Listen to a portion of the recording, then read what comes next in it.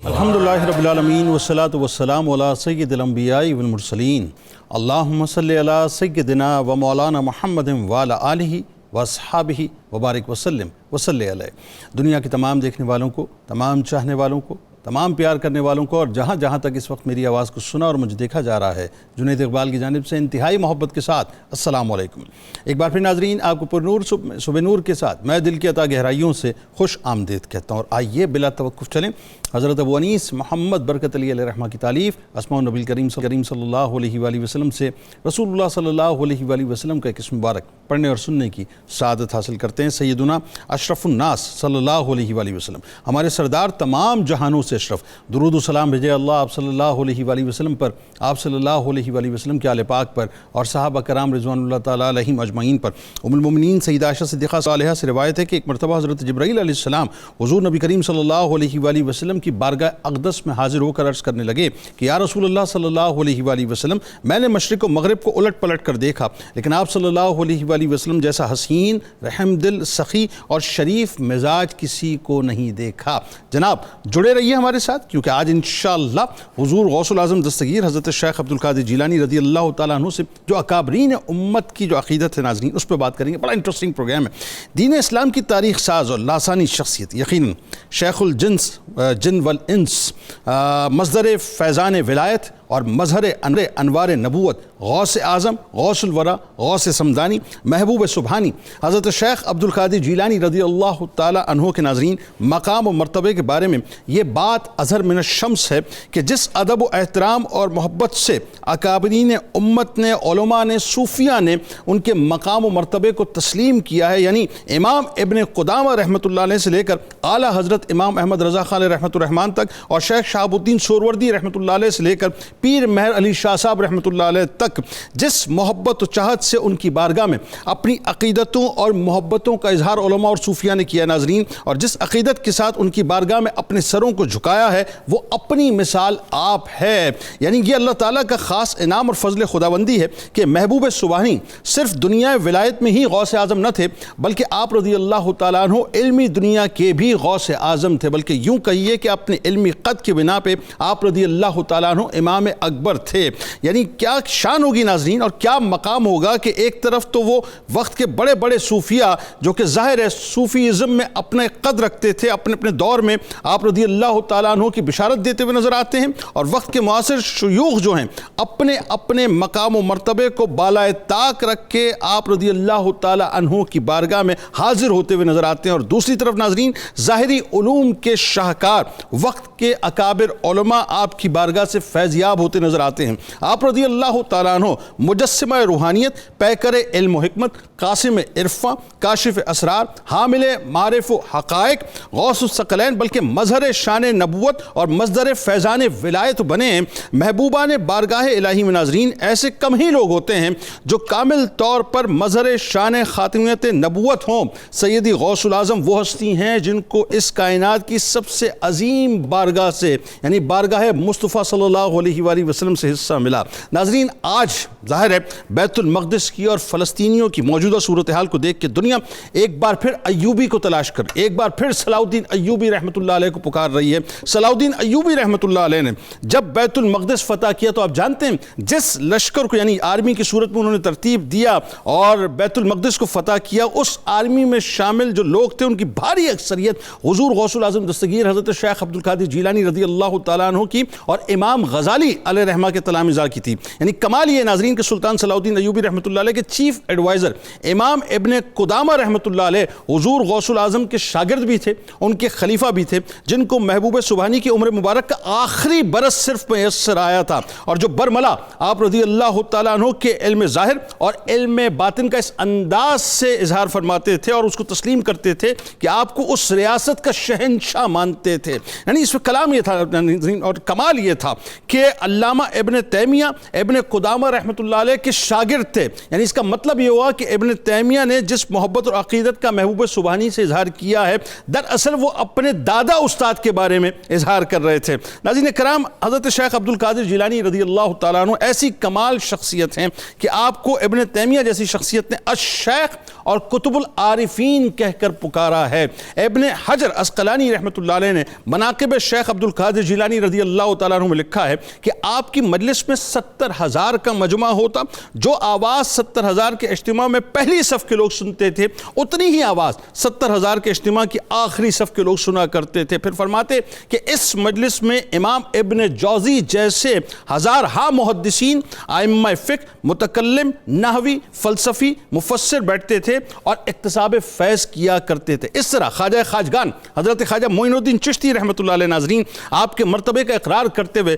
بارگاہ غوثیت میں اس طرح فریاد کرتے ہیں کہ یا غوث اعظم، آپ ہدایت کے نور، اللہ اور اس کے رسول کی بارگاہ کے محبوب، مقبول اور پسندیدہ ہیں. دو جہاں میں بادشاہ، بلند مرتبے کے کتب ہیں اور زمین و آسمان آپ کی عظمت و شان پر حیران ہیں. حافظ شمس الدین ذہبی رحمۃ اللہ علیہ فرماتے ہیں کہ آپ رضی اللہ تعالیٰ عنہ اپنے وقت کے شیخ، عارفین کے پیشرو، مقامات رفیع اور کرامات کثیرہ کے مالک، خطبات میں جن کی قیادت مسلم اور دلوں کی باتیں بیان کرنے میں ان پر انتہا ہے. آغاز کرتے ہیں ناظرین. ہمارے شخصیات موجود ہیں، یقیناً کسی تعارف کی محتاج نہیں. پہلی شخصیت ممتاز عالم دین جناب مفتی ارشاد حسین سعیدی صاحب تشریف فرمائیں. دوسری شخصیت ممتاز عالم دین جناب علامہ بدر الزماں قادری صاحب تشریف فرمائیں. اور تیسری شخصیت ممتاز عالم دین جناب علامہ محمد اشفاق مدنی صاحب تشریف فرمائیں. تینوں احباب کو السلام علیکم، خوش آمدید. آخر میں ملک ممتاز شناخت جناب حافظ محمد ارشد نقشبندی صاحب منقبت کا نذرانہ پیش فرمائیں گے. آپ نے ناظرین ہمارے ساتھ ضرور جڑے رہنا ہے.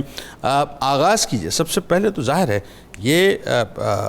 حضرت شیخ عبد القادر جیلانی رضی اللہ تعالیٰ عنہ کا ہی خاصہ ہے کہ مختلف زمانوں کے اکابر صوفیہ نے خاص طور پہ جس انداز سے آپ کی آمد سے پہلے آپ کی بشارتیں دیں، میرا خیال ہے یہیں سے آغاز کیجئے عقیدتوں کا. جنید بھائی بہت شکریہ. بہت خوبصورت سوال ہے اور اہم سوال ہے.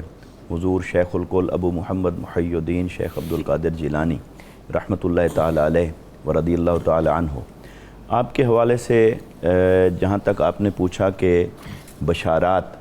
صاف ظاہر ہے کہ بشارات کا تعلق آپ کی ولادت مبارکہ سے قبل کے ساتھ ہے. یعنی آپ کے پیدا ہونے سے بھی پہلے ولادت سے پہلے اکابرین نے کیا کچھ آپ کے بارے میں فرمایا؟ جناب اس کا جواب ہے بالکل فرمایا. اور اس کو دیکھیے کہ حضور شیخ عبد القادر جیلانی رحمۃ اللہ تعالی علیہ آپ کو حضور تاجدار کائنات صلی اللہ علیہ وسلم کے نقش قدم پر ہونے کا یہ فیض ملتا ہے کہ بہت ساری مناسبات آپ کو ملتی ہیں. جیسے آقا علیہ السلام تمام انبیاء کے آخر میں تشریف لائے اور اپنے سے پہلے مبعوث ہونے والے انبیاء کرام سے افضل ٹھہرے،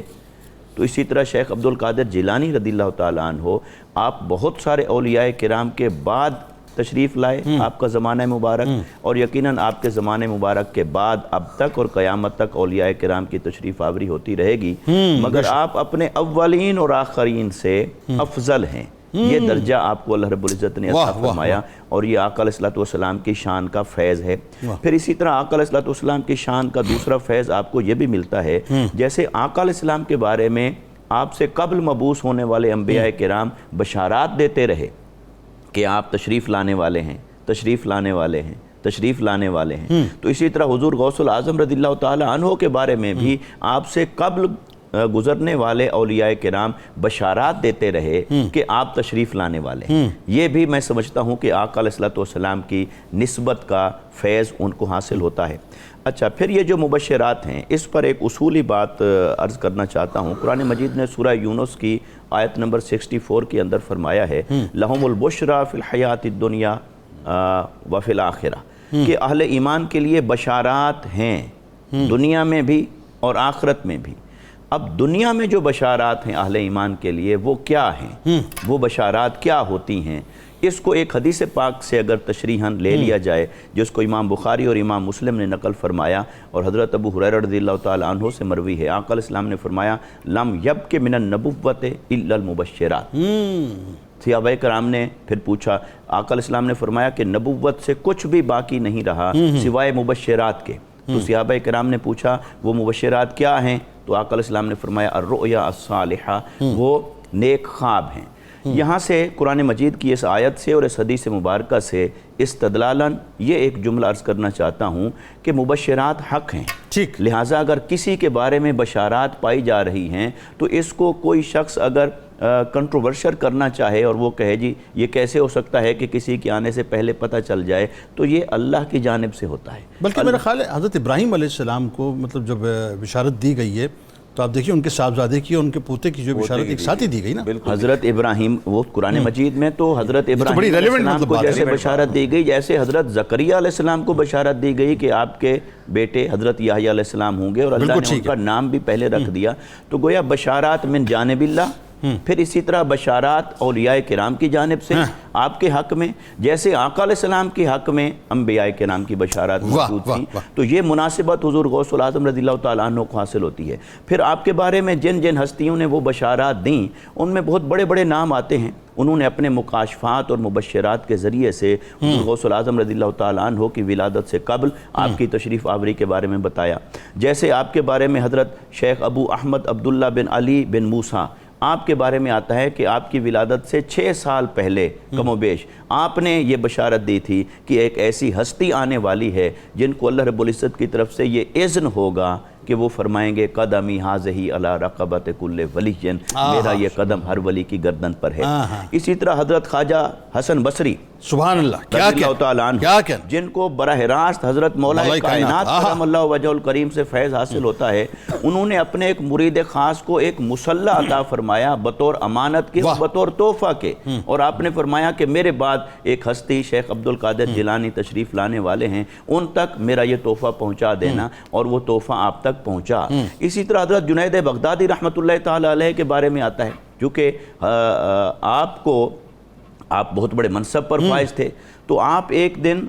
منصب پر تشریف فرما تھے اور آپ کے دل میں خیال آیا کہ کیا مجھ سے بڑھ کر بھی کوئی ولایت کے درجے اور قرب الہی اور معرفت الہی کے درجے پر فائز ہے، اور آپ نے ارادہ کیا کہ میں کہوں کہ اللہ نے مجھے یگانہ بنایا ہے، یکتا بنایا ہے اور مجھے یہ درجہ عطا فرمایا ہے، تو یکدم آپ کے اوپر حضور غوث الاعظم رضی اللہ تعالیٰ عنہ کی روح مبارک جلوہ گر ہو گئی، اور آپ نے کشف کی حالت میں ان کے مقام اور مرتبے کو دیکھا، اور پھر اپنا سر مبارک جھکاتے ہوئے فرمایا نہیں، میرے بعد شیخ عبد القادر جیلانی تشریف لانے والے ہیں جن کو اللہ یہ منصب عطا فرمائے گا کہ وہ تمام اولیاء سے افضل ہوں گے۔ اسی طرح شیخ ابو بکر علیہ رحمہ نے، شیخ عقیل سنجی رحمہ اللہ تعالیٰ علیہم اجمعین، تو بہت سارے اکابر اولیاء نے یعنی اپنی روحانی طاقت سے اور مکاشفات سے حضور غوث الاعظم رضی اللہ تعالیٰ عنہ کی ولادت سے پہلے آپ کی آمد کو دیکھ بھی لیا اور اپنے عقیدت مندوں کو بتا بھی دیا کہ آپ کی تشریف آوری ہونے والی ہے۔ کیا کہنا۔ اب آئیے ذرا جو بڑا اہم ترین اور بڑا ریلیونٹ آج کے اعتبار سے سوال، آج امت مسلمہ تو فارغ ہو گئی نا، اس میں تو کوئی دوسری رائے نہیں۔ 57 اسلامی ممالک جو ہے انہوں نے تو امت پہ احسان کر دیا ایک اجلاس کرنے کے بعد۔ آج ہر امتی کی زبان پہ ایک ہی بات ہے، کاش کوئی ایوبی، کاش کوئی ایوبی۔ سلطان صلاح الدین ایوبی رحمۃ اللہ علیہ، ان کی فتوحات خاص طور پہ جب بیت المقدس فتح ہوتا ہے تو اس کا ایک راز ہمیں یہ سمجھ آتا ہے ایک طفل مکتب کی حیثیت سے کہ آپ کے لشکر کے اندر جو ہیں دو مطلب بڑی شخصیات کی جو ہیں وہ تلامذہ موجود، ایک طرف امام غزالی علیہ رحمہ اور دوسری طرف غوث الاعظم دستگیر حضرت شیخ عبد القادر جیلانی رضی اللہ تعالیٰ عنہ کے تلامذہ۔ اور ان میں بھی کمال یہ ہے کہ امام ابن قدامہ جو ہیں وہ بیسکلی آپ کے جو ہے اپنے چیف آرگنائزر کہہ لیجئے، چیف کمانڈنگ آفیسر کہہ لیجئے، وہ تھے۔ تو انہوں نے یعنی ابن قدامہ نے بھی جس انداز سے ایک تو آپ سے فیض حاصل کیا اور خراج تحسین پیش کیا، بتائیے ذرا، بلکہ اس پورے منظر نامے کو بیان کیجیے۔ بسم اللہ الرحمن الرحیم۔ جنید صاحب، تاریخ اسلام کے اوراق کو دیکھیں نا تو اس میں جن ہستیوں کے نام سنہرے حروف سے لکھے گئے ہیں ان میں سلطان صلاح الدین ایوبی رحمۃ اللہ تعالیٰ علیہ کا ایک نام ہے، اور یہ تاریخ اسلام کی پیشانی پر ایک چمکتا ہوا جھومر ہے۔ ایسے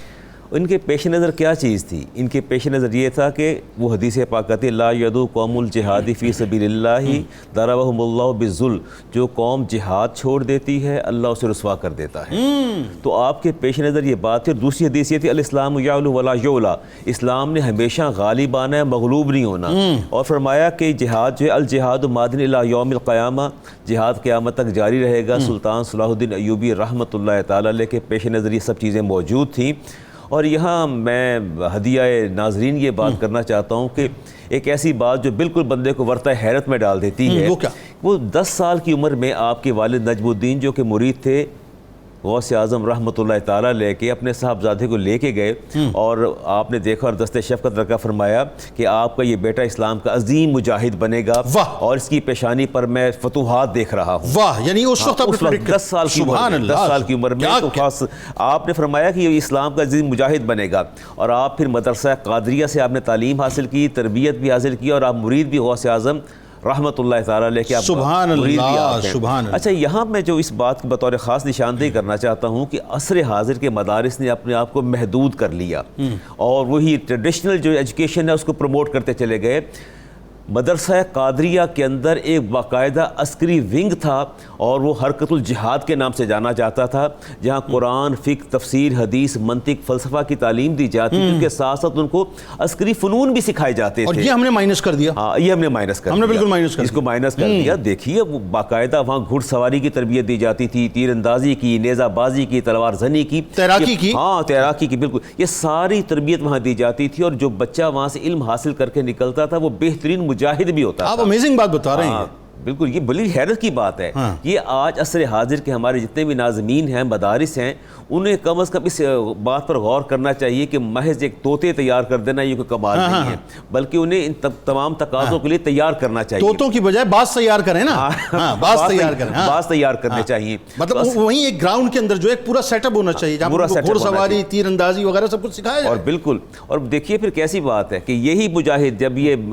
بیت المقدس فتح ہوتا ہے اور جب اینالائز کیا جاتا ہے ان کے لشکر کو، تو مور دین 50%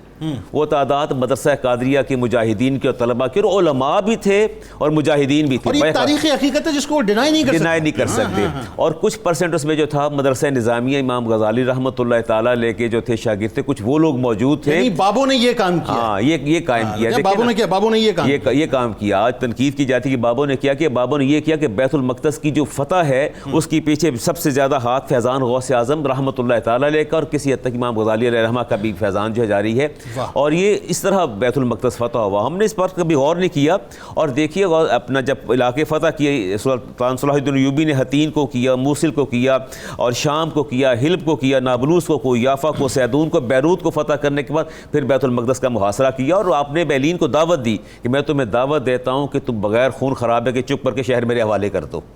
یہ تمہارے لیے بہتر ہوگا۔ لیکن وہ نہیں مانا۔ جب آپ نے پھر محاصرہ کیا 6 دن کے بعد، آپ نے جا کے پھر منجنیق سے جب پتھر اور تیر اندازی کی گئی، ایک حصہ ٹوٹا، اندر گئے، اور اس کے بعد آپ نے بیت المقدس پہ قبضہ کر لیا۔ اور آپ حیران ہوں گے، نور الدین زنگی نے ممبر تیار کروایا تھا۔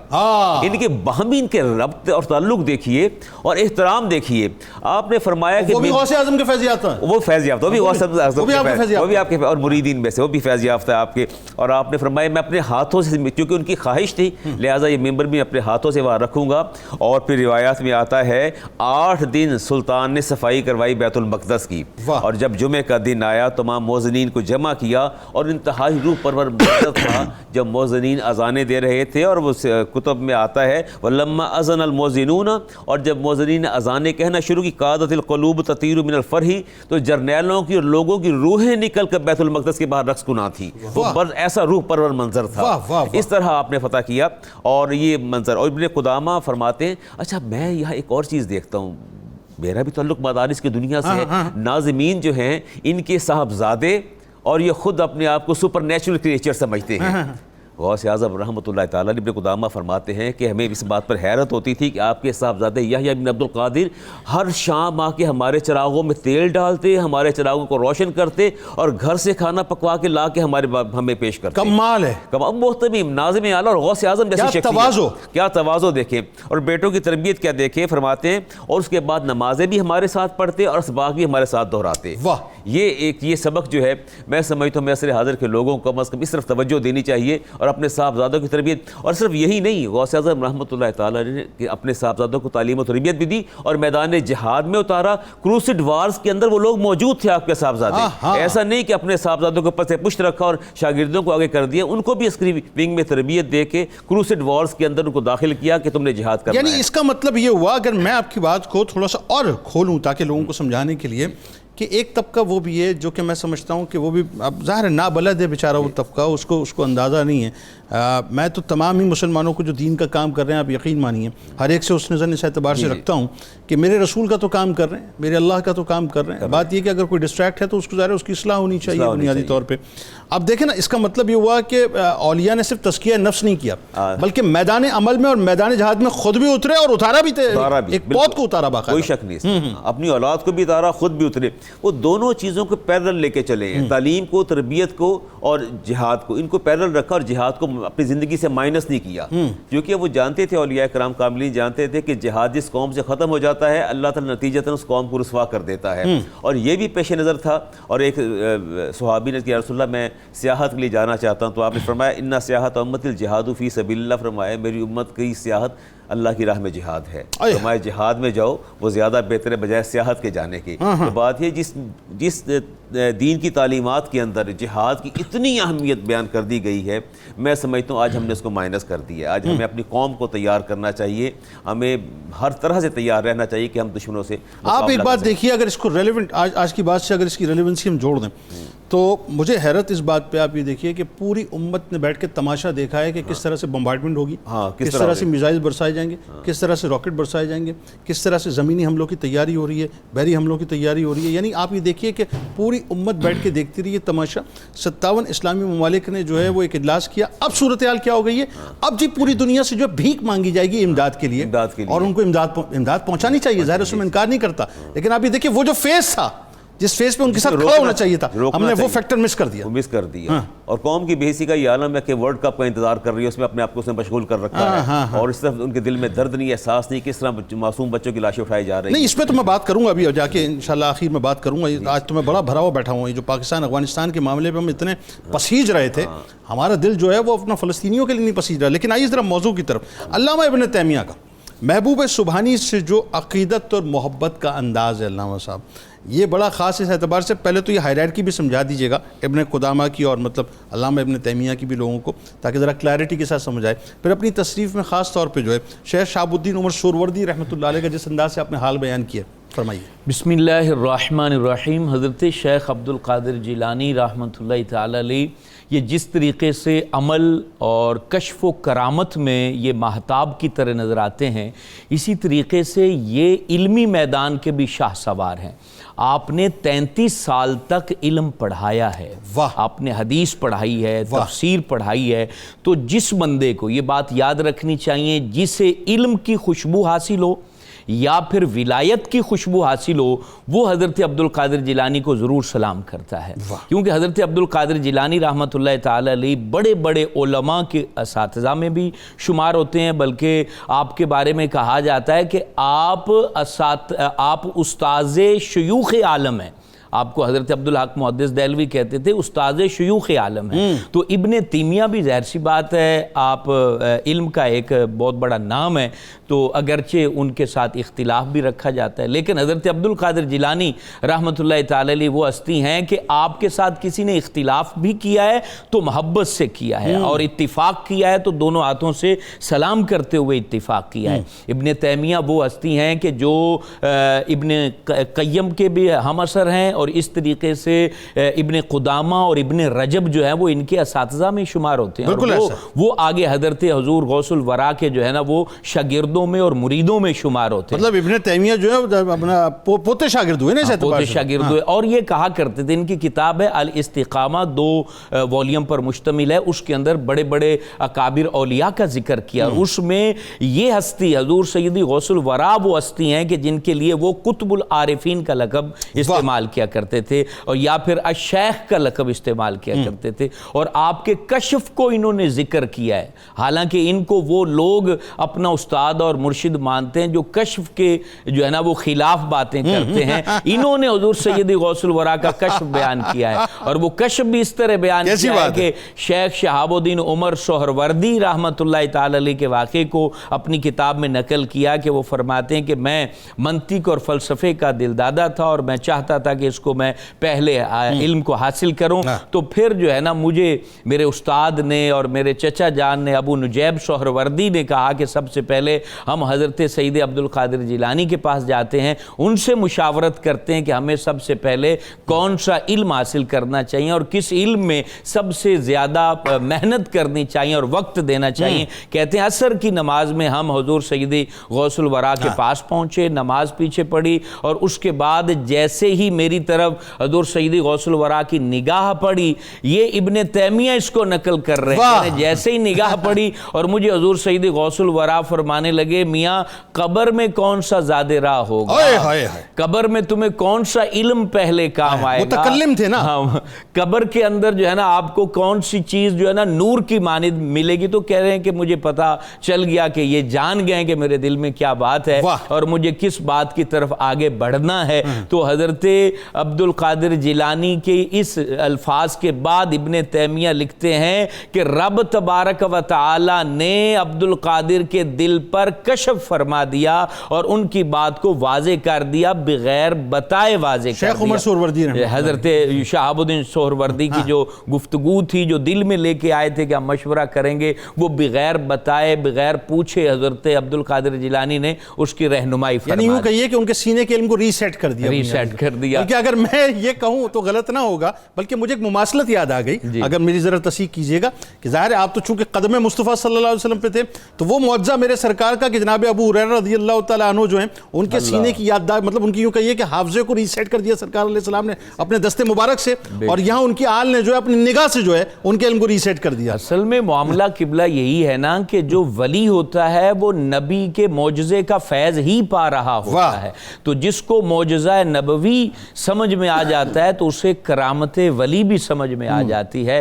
بات یہ ہے کہ انسان اپنی عقل پر ٹھہرا ہوتا ہے، ولی کے اوپر جو چھما چھم برسات رب کی رحمت کی برس رہی ہوتی ہے اس کی طرف اگر نظر چلی جائے اور ان کے کاموں کی طرف نظر چلی جائے، جیسے قبلہ ڈاکٹر صاحب نے ابھی اتنی تفصیل سے جو ہے نا وہ بیت المقدس کے بارے میں بتایا کہ وہ ساری جو برکات ہیں وہ حضور سیدی غوث الورا کا فیضان ہے، اور وہ فیضان کیوں نہ ہو جن کے اوپر ہر وقت اللہ کی رحمت برستی ہے۔ تو قیامت تک آنے والے جتنے بھی صاحبان علم ہیں وہ کبھی بھی حضرت عبد القادر جیلانی پر تان نہیں کریں گے جنہوں نے علم کو پایا ہے، کیونکہ یہ وہ ہستی ہیں جنہوں نے علم کو حقیقی معنوں میں ریسیٹ کیا اور قیامت تک کے لوگوں کے لیے ایک راستہ دیا کہ اس راہ پر چلو گے تو رب کا بھی فیض ملے گا اور نبی کریم کا بھی فیض ملے گا۔ سبحان اللہ۔ یعنی اس کا مطلب یہ کہ جتنے بھی سہروردیز ہیں نا بنیادی طور پہ، اگر وہ مجھے سن رہے ہیں تو یہ ذہن میں رکھیے کہ آپ کے سلسلے کے ظاہر سرخیل حضرت شیخ شہاب الدین عمر سہروردی رحمۃ اللہ علیہ وہ بھی فیض یافتہ ہیں حضور غوث الاعظم دستگیر حضرت شیخ عبد القادر جیلانی رضی اللہ تعالیٰ عنہ سے۔ ہمارے ساتھ جڑے رہیے ناظرین۔ وقت کے کئی امام، کئی ائمہ آپ کی بارگاہ میں کس انداز سے اور کتنا خوبصورت خراج تحسین پیش کرتے ہیں، آپ بھی سننا چاہیں گے، میں بھی سننا چاہوں گا، لیکن پہلے سرکار کی بارگاہ میں درود پاک، سرکار کی آل کی بارگاہ میں درود پاک پیش کیجئے۔ لارڈ کے سلسلے کو انشاءاللہ یہیں سے جوڑتے ہیں۔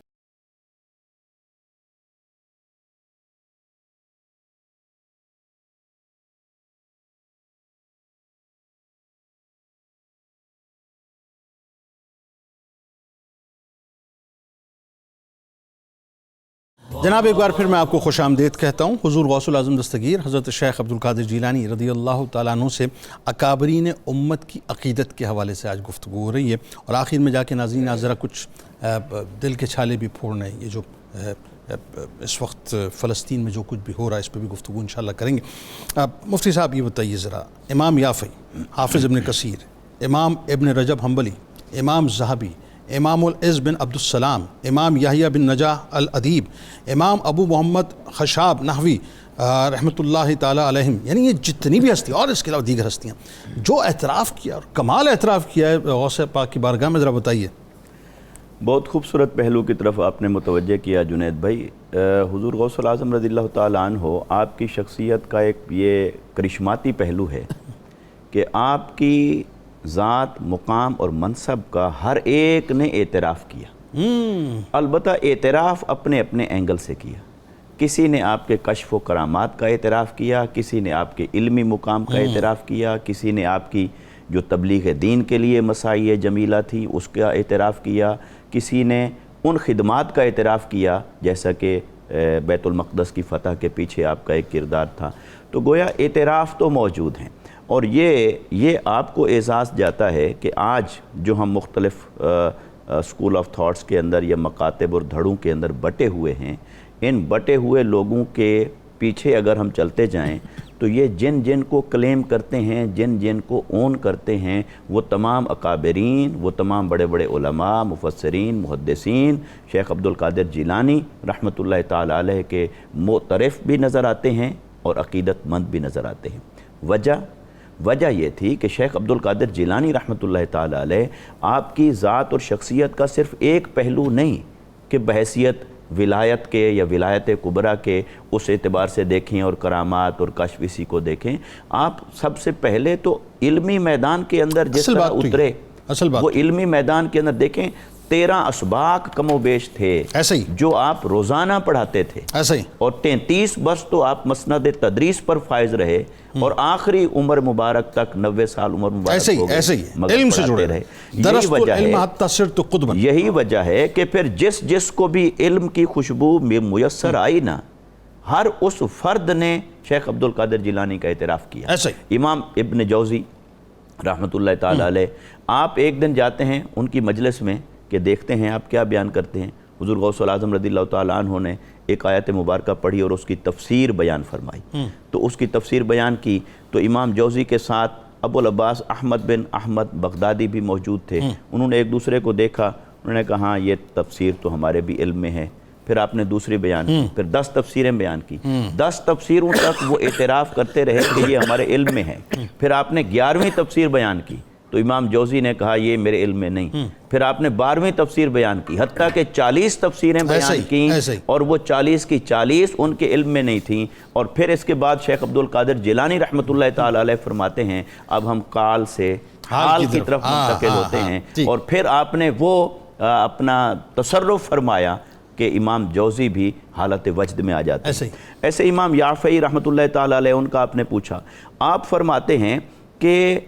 حضور غوث الاعظم رضی اللہ تعالیٰ عنہ کا جتنا علم وسیع ہمارے سامنے آتا ہے، اتنا وسیع علم کا مالک ہم نے کسی کو نہیں دیکھا. اور جتنی کرامات کثیرہ آپ سے منقول ہیں اور آپ کے بارے میں منقول ہیں، اتنی کثیر کرامات کسی ولی کے بارے میں منقول ہو کر نہیں آئی ہمارے علم میں آئی. اسی طرح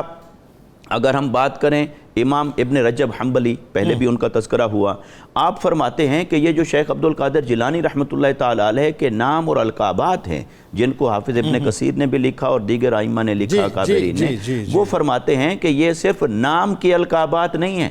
بلکہ ان کے اندر جتنی معنویت پائی جاتی ہے وہ شیخ عبدالقادر جیلانی رحمۃ اللہ تعالیٰ علیہ کی شخصیت کا حصہ ہے. اسی طرح امام ذہبی رحمۃ اللہ تعالیٰ علیہ فرماتے ہیں شیخ عبدالقادر جیلانی رحمۃ اللہ تعالیٰ علیہ کے بارے میں، آپ فرماتے ہیں کہ جتنی کرامات آپ کے بارے میں ہم تک پہنچی ہیں اتنی کرامات ہم نے آج تک کسی اور کے بارے میں نہیں سنی. اچھا، اسی طرح امام یحییٰ بن نجاح الادیب رحمۃ اللہ تعالیٰ علیہ، ان کا ایک بڑا معروف واقعہ آتا ہے کیونکہ ان کو شعر سے ادب سے غرض تھی، اس سے شغف تھا. آپ گئے ایک دن شیخ عبدالقادر جیلانی کی مجلس میں اور آپ نے فرمایا کہ میں دیکھوں گا کہ کتنے شعر پڑھتے ہیں، یعنی ادب پہ کتنا گرفت ہے. اور وہ دیکھتے ہیں کہ ایک شعر پڑھا، انہوں نے ایک دھاگا رکھا ہوا تھا، اس کی گرہ لگا لی کہ میں اینڈ تک گن سکوں کہ کتنے اشعار پڑھے. تو وہ ایک، دوسرا، تیسرا، چوتھا. تو شیخ عبدالقادر جیلانی رحمۃ اللہ تعالیٰ علیہ نے کشفاً ان کو فرمایا کہ میں گرہیں کھول رہا ہوں، آپ گرہیں لگا رہے ہیں. گویا میں روحانی گرہیں کھول رہا ہوں اور آپ ظاہری طور پر گرہیں لگا رہے ہیں. آخری بات ایک، اسی طرح حضرت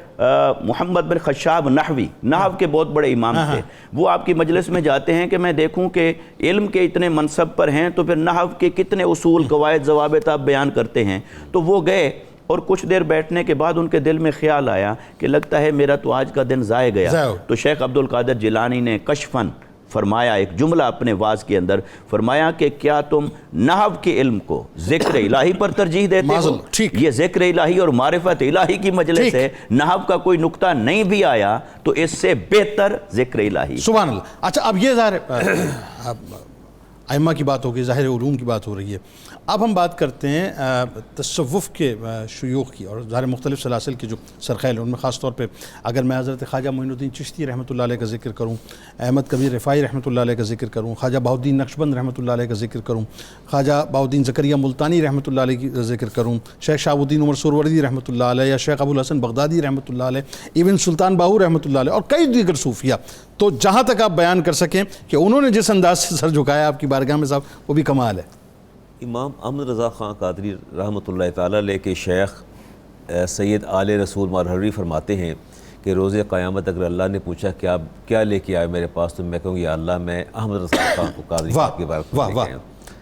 میرا یہ وجدان کہتا ہے کہ روز قیامت جب ہم غوث اعظم سے دریافت فرمائیں گے کہ آپ کیا لے کے آئیں گے، تو آپ فرمائیں گے میں اپنے مریدین اور تلامذہ میں سے علامہ ابن قدامہ، علامہ علی بن حیتی اور سلسلہ سہروردیہ کے سرخیل شیخ شہاب الدین سہروردی کو لے کے آیا ہوں۔ سبحان اللہ۔ یعنی یہ اتنی بڑی شخصیات ہیں جن کا ہم تصور نہیں کر سکتے۔ مجھ سے پہلے بھی ذکر ہو رہا تھا شیخ شہاب الدین سہروردی رحمۃ اللہ تعالیٰ علیہ کا، تو اسی واقعے میں سے میں دو چیزیں جو ہے وہ ایکسٹریکٹ کرتا ہوں کہ جب آپ تشریف لے گئے اور آپ فلسفہ اور منطق کی کتابیں پڑھنا چاہتے تھے، آپ فرماتے ہیں کہ نماز کے بعد پھر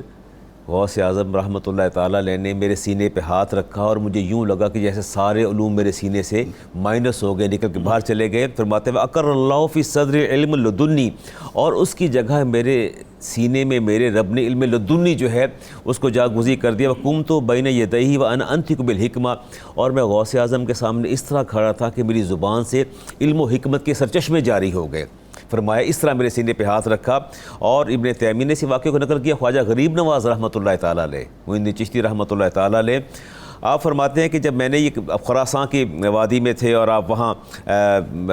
عبادت میں مشغول تھے، تو آپ فرماتے ہیں کہ جب میں نے یہ اپنا کال سنا آپ کا، تو میں نے اپنا سر جھکا دیا کہ بل قدماک علی راسی وعینی، کہ آپ کے قدم صرف میری گردن پر نہیں بلکہ آپ کے دونوں قدم مبارک میرے سر پر بھی ہیں اور میری آنکھوں پر بھی ہیں۔ اور آپ خواجہ اجمیر فرماتے ہیں کہ غوث اعظم رضی اللہ تعالی عنہ کو اللہ نے جو صدق و صفا عطا فرمایا، یہ سیدنا صدیق اکبر والا صدق و صفا عطا فرمایا، اور جو عدل عطا فرمایا اس صفت سے متصف فرمایا، یہ فاروق اعظم کی صفت سے متصف فرمایا، اور حیا کی صفت سے متصف فرمایا، یہ عثمان غنی کی صفت تھی، اور جود و سخا اور عبادت کا جو آپ کو صفات عطا کی گئی، یہ علی المرتضیٰ شیر خدا رحمۃ اللہ رضی اللہ تعالیٰ کی وہ صفات آپ کو عطا کی گئی۔ شیخ ابو الحسن بغدادی رحمۃ اللہ بڑی اچھی بات فرماتے ہیں کہ میری بڑی خواہش تھی کہ میرا خاتمہ ایمان پر ہو اور قرآن و سنت پڑھتے ہوئے میرا خاتمہ ہو، تو آپ فرماتے ہیں میں روز دعا کرتا روتا، یا اللہ میرا خاتمہ ایمان پر فرمانا اور مجھے قرآن و سنت پر عمل کرتے ہوئے یا اللہ موت دینا۔ آپ فرماتے ہیں ایک رات خواب میں سرکار دو عالم صاحب تشریف لائے، فرمایا کیوں فکر مند ہوتے ہو، تمہارے مرشد جو عبد القادر جیلانی ہے تمہارا خاتمہ ایمان پر بھی ہوگا۔ اور آپ فرماتے ہیں میں 3 دن لگاتار یہ خواب دیکھتا رہا، اور پھر میں نے اپنے والد سے عرض کیا، مجھے لے کے شیخ کی بارگاہ میں گئے، عبد القادر جیلانی غوث اعظم علیہ رحمہ کی بارگاہ میں لے کے گئے۔ فرماتے جب داخل ہوئے تو آپ خطاب فرما رہے تھے، اور آپ فرما رہے تھے کہ جس کے راہبر اور رہنما رسالت ماب الاسلام ہو اور جس کے مرشد عبد القادر جیلانی ہو، بھلا اسے بزرگی کیوں نہ عطا ہو، فرماتے ہیں۔ اور اس کے بعد آپ نے قلم لیا اور ہمیں لکھ کے دے دی۔ یہاں میں خواجہ غریب نواز کی ایک بڑی زبردست بات شیئر کرنا چاہتا ہوں۔ جی پلیز۔ آپ کے پاس ایک شخص حاضر ہوا، کہنے لگا کہ آپ دعا فرمائیے اللہ تعالیٰ میرا خاتمہ ایمان پہ فرما دے۔ تو آپ نے فرمایا بڑا آسان سا کام ہے، یہ کون سا مشکل کام ہے؟ ایسا کرو کلمہ پڑھو لا الہ الا اللہ محمد رسول اللہ، اور اس کلمے کو اللہ کے پاس امانت رکھوا دو کہ اے میرے مالک یہ میری امانت تیرے پاس ہے، جب تو نے فرشتہ اجل میرے پاس بھیجنا ہے تو میری امانت لوٹا دینا۔ تو فرمایا پھر اس کے ساتھ جب اللہ آپ کو موت دے گا، فرشتہ اجل بھیجے گا، تو ساتھ آپ کی امانت لوٹا دے گا اور آپ کا خاتمہ ایمان پر ہو جائے گا۔ کیا اچھا فارمولہ دیا۔ اور یہ تو تمام سننے والوں کے لیے تمام مسلمان دنیا کے جو ہیں وہ اللہ کی بارگاہ میں جو ہے امانت کے طور پہ رکھوا دیں کلمہ، اور اللہ سے بڑھ کے امین کوئی نہیں، اللہ سے بڑھ کے، اور یہ دعا کر لیں اللہ جب خاتمہ ہونے لگے تو یہ کلمہ لوٹا دیں، بڑا اچھا آپ نے بتا دیا۔ نہیں ہے تو میں سمجھتا ہوں کہ تمام ناظرین جو ہیں وہ سن رہے ہیں اور دیکھ رہے ہیں، انہیں چاہیے کہ آج یہ کلمہ پڑھیں اور اللہ کی بارگاہ میں امانت رکھوا دیں، اور وہ پھر جب اللہ سے التجا کریں مالک جب موت دینی ہے تو یہ کلمہ میری امانت لوٹا دینا، اور اللہ ضرور امانت لوٹا دے گا۔ اچھا سر آئیے آپ تھوڑا بر صغیر کی جانب بھی تو رخ کریں نا، اور ہمیں ذرا وہاں لے کے چلیں، وہاں پر یعنی بر صغیر کی ایک ایسی شخصیت کہ جو عبدالحق کے نام سے مشہور ہوئے، اور آپ یہ دیکھیے کہ ایسے مطلب عبدالحق ہوئے وہ کہ ہر مسلک نے، ہر مکتبہ فکر نے جو ہے آپ کی بات کو حق جانا۔ شیخ عبدالحق محدث دہلوی رحمۃ اللہ علیہ کی بات میں کر رہا ہوں، ایک تو ان کے بارے میں بتائیے، پھر شاہ ولی اللہ محدث دہلوی رحمۃ اللہ علیہ ان کے بارے میں بتائیے، مجدد الفسانی رحمۃ اللہ علیہ جس انداز سے خراج تحسین پیش کرتے ہیں، پیر مہر علی شاہ صاحب رحمۃ اللہ علیہ جس انداز سے خراج تحسین پیش کرتے ہیں، پھر اعلیٰ حضرت امام احمد رضا خان رحمۃ الرحمن، یہ 4-5 نام میں نے عرض کیے آپ سے، بتائیے ذرا وہ کس طرح سے اپنی عقیدتوں کا اظہار کرتے ہیں۔ حضور سیدی غوث الورا وہ ہستی ہیں جن کے ساتھ عام لوگ بھی محبت کرتے ہیں اور اکابر بھی محبت کرتے ہیں، تفصیل سے ہم نے جانا۔ حضرت شاہ عبدالحق محدث دہلوی رحمۃ اللہ تعالی علیہ آپ حضور غوث الورا کے بارے میں فرماتے ہیں کہ یہ راہ یقین کی دلیل ہیں، اور فرمایا دین کے بڑے بڑے رہنما حضور سید غوث الورا ہیں۔ حضرت شاہ ولی اللہ محدث دہلوی آپ ارشاد فرماتے ہیں کہ حضور سید غوث الورا ولایت کے حصول کا ذریعہ ہیں اور فیض کے وصول کا ذریعہ ہیں۔ جو چاہتا ہے کہ مجھے معرفت کا فیض حاصل ہو جائے تو اس کو حضرت سید عبد القادر جیلانی کے در پر حاضری دینا ہوگی اور ان سے محبت کرنا ہوگی۔ حضرت سلطان باہو رحمت اللہ تعالی علیہ آپ ارشاد فرمایا کرتے تھے کہ اصفیاء یعنی صوفیہ کرام کا جو باغ ہے اس میں سروں کی مانند سب سے بلند و بالا جس کا سر نظر آتا ہے وہ حضرت عبد القادر جیلانی رحمت اللہ تعالی علیہ۔ حضرت پیر مہر علی شاہ صاحب رحمت اللہ تعالی علیہ آپ ارشاد فرمایا کرتے تھے کہ حضور غوث الورا نہ صرف غوث ہیں، نہ صرف قطب ہیں، بلکہ رب تعالی نے ان کو تصرف کی طاقت بھی عطا فرمائی ہے کہ یہ زمین کے اندر تصرف بھی فرما سکتے ہیں۔ اور حضرت سید امام احمد رضا خان رحمت اللہ تعالی علیہ آپ نے تو کمال ہی کر دیا۔ کسی نے آپ سے پوچھا کہ حضرت آپ نے دین کی اتنی بڑی خدمت کی ہے، تھوڑے سے سالوں میں آپ نے 1000 کتب لکھ دی ہیں، مختلف علوم کے اندر جو ہے امت کی رہنمائی کی ہے، آپ کا قلم چلتا ہے تو دریا بہہ جاتے ہیں، اور آپ نے ایسے ایسے مفاہیم لوگوں کے سامنے واضح کیے ہیں کہ امت آپ کا شکریہ ادا کرتی ہے اور آپ کے قلم پر ناز بھی کرتی ہے۔ یہ اتنا بڑا فیض اور اتنا بڑا کام واقعی یعنی تھوڑا سا عرصہ ہے۔ خالی فتاوی رضوی آپ دیکھیں تو 30 والیوم ہے اور اس کے اندر جو ہے وہ ہزارہا فتاوی جات ہیں اور اس کے اندر تحقیق کے دریا موجزن ہیں، اور آپ سے پوچھ صرف ایک کتاب ہے فتاوی رضویہ، تو آپ سے پوچھا گیا یہ سارا فیض کیسے حاصل ہوا، تو آپ نے پھر حضور سیدی غوث الورا کی کیا تعریف کی اور کیا عقیدت بیان کی۔ آپ فرماتے ہیں کہ ذات عبد القادر نے دست قادر میں چون قلم در دست کاتب کر دیا ہے کہ میں تو عبد القادر کے ہاتھ میں قلم کی مانند ہوں، لکھ کاتب رہا ہے اور نظر جو ہے وہ قلم آ رہا ہے۔ یہ جتنا فیض احمد رضا کا نظر آ رہا ہے تمہیں، یہ سب حضرت عبد القادر جیلانی کا سبحان اللہ۔ بہت شکریہ آپ تینوں احباب کا تشریف لائے اس دعا کے ساتھ کہ اللہ تعالیٰ کل بروز محشر حضور غوث الاعظم دستگیر حضرت شیخ عبد القادر جیلانی رضی اللہ تعالیٰ عنہ کا صدقہ ذکر کرنے والوں اور سننے والوں کو عطا فرمائے۔ ناظرین کرام، اب افسوس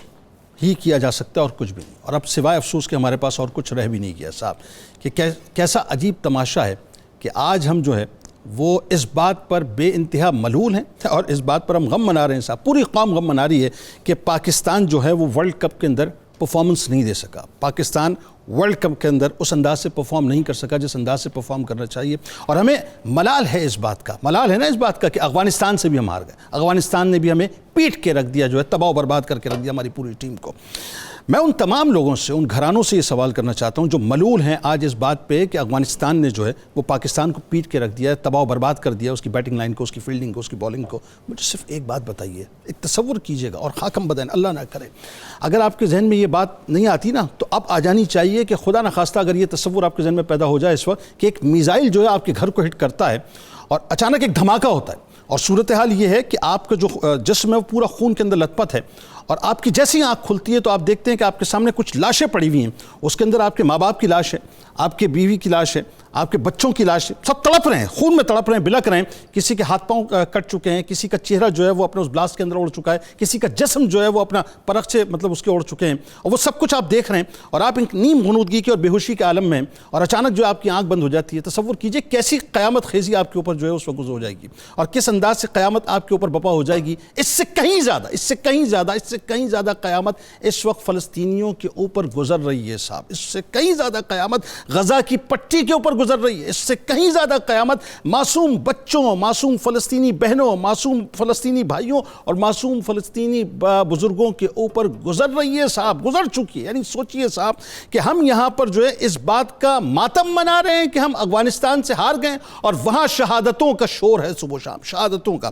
یعنی مائیں جو ہیں، آپ سوچئے، میں اس ویڈیو کو دیکھ کے آپ یقین مانیے میرا کلیجہ پھٹ بھی گیا اور میرا سر ندامت سے جھک بھی گیا صاحب، اور میں سوچ رہا تھا کہ سلام ہے ان کے جذبوں کو کہ کیا مائیں ہیں اور کیا اولادیں انہوں نے پیدا کی ہیں، کہ مائیں اپنے بچوں کے ہاتھوں کے اوپر ان کے نام لکھ رہی ہیں، ان کے پیروں پر ان کے نام لکھ رہی ہیں۔ یعنی جس انداز سے جو ہے وہ دلہن عروسی، یعنی کہہ لیجئے کہ وہ اپنا شب عروسی سے پہلے اپنے ہاتھوں پر مہندی لگاتی ہے نا، ایسا لگتا ہے صاحب اس انداز سے جو ہے وہ شہادت گاہ کے لیے وہ مائیں اپنے بچوں کو تیار کر رہی ہیں کہ بیٹا اگر شہادت مل جائے تو اتنا ضرور ہو کہ ہم تمہاری شناخت کر سکیں۔ یہ عالم اس وقت وہاں پر ہو چکا ہے، اور ہمارا عالم کیا ہے صاحب کہ ہم دنیا کے اندر مکمل طور پہ غرق ہو کر رہ گئے ہیں، تباہ و برباد ہو کے رہ گئے ہیں۔ یعنی مجھے افسوس ہوتا ہے صاحب کہ OIC نے ایک اجلاس کیا ہے، ایک اجلاس، ایک خانہ پوری، اور اس کے بعد ایک اسٹیٹمنٹ، بس، اور کچھ بھی نہیں۔ اور وہاں صورتحال یہ، آپ ذرا ان مناظر کو دیکھیں تو صحیح، اگر انسان کے اندر تھوڑا سا بھی درد اور تکلیف ہو نا، آپ یقین مانیے اس کا کلیجہ پھٹ جائے۔ جس انداز سے زخمی ہسپتال کی سرزمین کے اوپر، یعنی مختلف ہسپتالوں کے اندر بکھرے ہوئے پڑے ہوئے ہیں، جس انداز سے لاشیں بکھری ہوئی پڑی ہوئی ہیں، جس انداز سے صاحب وہاں پر دفنانے کے لیے لوگوں کو جگہ نہیں ہے، آپ بلیو کریں ناظرین، آپ اندازہ نہیں کر سکتے صاحب کہ کیا قیامت وہاں پر اس وقت بپا ہو چکی ہے۔ یعنی آپ یہ دیکھیے کہ اب جو ہے اسرائیل وہاں پر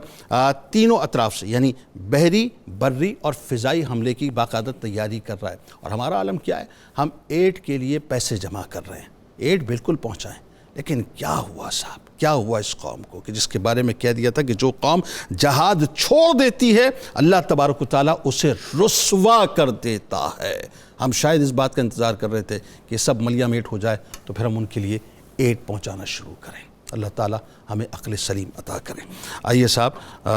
ارشد نقشبندی صاحب ملک کے ممتاز شناخواں ہمارے ساتھ موجود ہیں۔ حافظ صاحب آپ کو خوش آمدید، السلام علیکم۔ آپ سے انشاءاللہ منقبت کا نذرانہ پیش کروائیں گے اور کتاب الشفا کی جانب آپ کو لیے چلتے ہیں۔ سورہ کوثر کی فضیلت، جو شخص اولاد نرینہ کی نعمت کا طلبگار ہو، 41 دن تک بلا مبالغہ 111 بار سورہ کوثر کا ورد کرے، انشاءاللہ بہت جلد مراد پوری ہوگی۔ شیخ عبدالقادر جیلانی رضی اللہ تعالیٰ عنہ کا قول مبارک ہے کہ اے مسلمانوں، تم ہر حال میں تقوی اختیار کرو، کیونکہ تقوی دین کا لباس ہے۔ روزنامہ 92 نیوز میں مضمون ضرور پڑھیے گا کہ اکابرین امت کی شیخ عبدالقادر جیلانی رضی اللہ عنہ سے کیا عقیدت تھی۔ ایکس پر، فیس بک پر اور یوٹیوب پہ ہمیں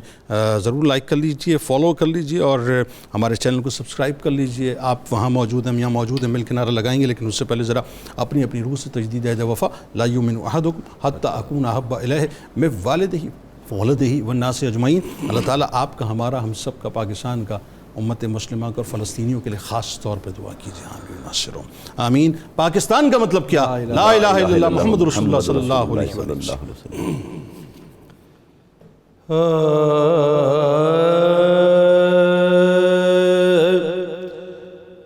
تصویر شہ ارض و سما، تصویر شہ ارض و سما، نور الہی بغداد کے ماہی، تصویر شہ ارض و سما، نور الہی بغداد کے ماہی، رتبہ تیرا از روز ازل ٹھہرا جدا ہی، بغداد کے ماہی، بغداد کے ماہی، تسکین دل سیدہ زہرا ولی ہو، ولیوں کے ولی ہو، تسکین دل سیدہ زہرا ولی ہو، ولیوں کے ولی ہو، آباد رہے در تیرا، قائم رہے شاہی، آباد رہے در تیرا، قائم رہے شاہی، بغداد کے ماہی، بغداد کے ماہی۔ اے ابن علی ابن حسن ابن حسینہ غوث الثقلینہ، اے ابن علی ابن حسن ابن حسینہ غوث الثقلینہ، کس شان کا تو عبد ہے، کس شان کا تو عبد ہے، یہ جان خدا ہی بغداد کے ماہی، بغداد کے ماہی۔ جدہ ہے تیری بنت اسد زہرا ختیجہ، اے ماں و ملجا،